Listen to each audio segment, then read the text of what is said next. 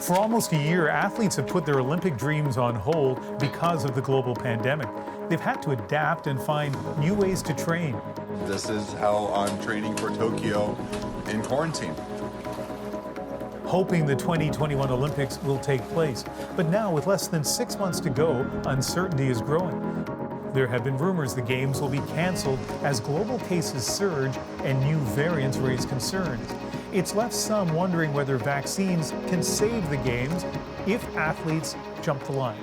I don't think it's a realistic scenario to have an Olympics without a vaccine. This week, the IOC repeated there is no plan B. We are not speculating of whether the Games are taking place. We are working on how the Games will take place. Some of those answers are set to be unveiled next week, but for a look at how it might affect Canadian athletes, I spoke with David Shoemaker, the CEO of the Canadian Olympic Committee, earlier today. David Shoemaker, thank you very much for joining us. Thank you, Ian. It's a pleasure to be here. I know the plan as of today is for the Tokyo Games to go ahead this summer and for Canada to take part. But on a scale of 1 to 10, how certain are you that that's going to happen? Ian, I don't have a crystal ball, so I certainly can't express certainty around it. But we're very optimistic at this point, and certainly all of our plans at the Canadian Olympic Committee are toward a successful Games going ahead in July of 2021. Things can really change quickly when it comes to COVID, though. I think back to late November, we hadn't at that point even heard of this variant first detected in the UK. Now it's a great concern. Do things like that uncertainty worry you? Well, that's right. The uncertainty creates a need and a demand for us to be nimble in our plans. And the uncertainty also creates opportunity around vaccines that even a couple of months ago we had no real optimism around. You mentioned vaccines. I asked people to tweet me about the potential of Canada taking part in the Olympics. The good news is a lot of people love the Olympics, but there are also a lot of concerns too. So let me read you one of the tweets from someone named Margaret. When I said, should Canadians be involved in the Olympics this summer, she said, not at all. Too risky without a high percentage of athletes, coaches, officials, volunteers, and IOC members being vaccinated. I know you have said on the record that athletes shouldn't be ahead in the queue than frontline health workers, but once those workers are vaccinated, where do you see Canadian Olympic athletes in that list?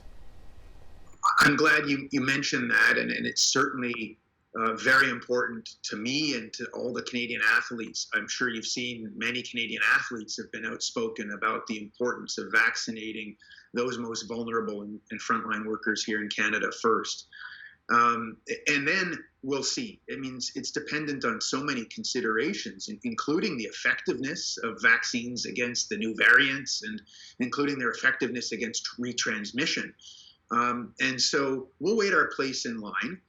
But it's important to note that we're planning for bringing Team Canada to the Tokyo Games without vaccines, that the plans are in place that around a system of bubbles that would allow for it to be safe and secure. And we're guided by our Chief Medical Officer.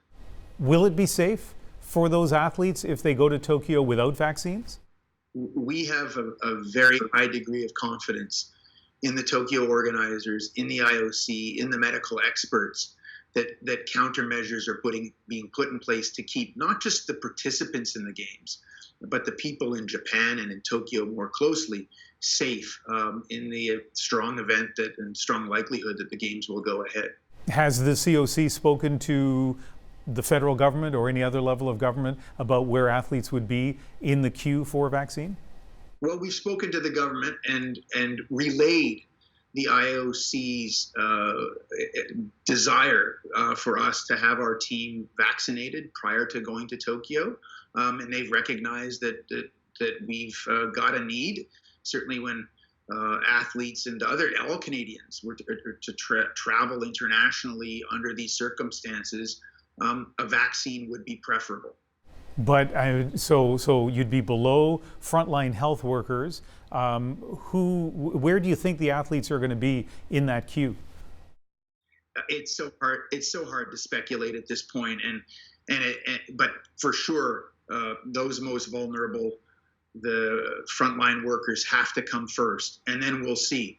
But it will depend on so much, including what's available and how quickly provinces have been able to vaccinate Canadians. There's an emerging issue that I see people talking about, which is fairness and equity when it comes to access to vaccines, and that it may not end up being fair, that certain athletes from certain countries may get priority and others might not. So I wonder about Canada's role there in terms of moral leadership, of going to a games where there might be that kind of built-in inequity when it comes to access to vaccines. Well, the fairness questions that we're confronted with at the very moment relate to the qualifying for the Olympic Games, and training, frankly, around the world, that there are certain countries that have been full-scale training and qualifying, and there are others that are not able to. And so we're focused on the here and now as it relates to how do we get Canadian athletes to be able to compete fairly under those circumstances. One last thing, is there a red line? Is there something that if we cross that line, Canada will not be going to Tokyo? There's certainly no red line that we've identified, but the health and safety of all participants is paramount. And we'll be guided by the Chief Medical Officer of the Canadian Olympic Committee and public health officials here in Canada in how we make those determinations. David Shoemaker, really nice talking to you. Thank you. Thank you, Ian.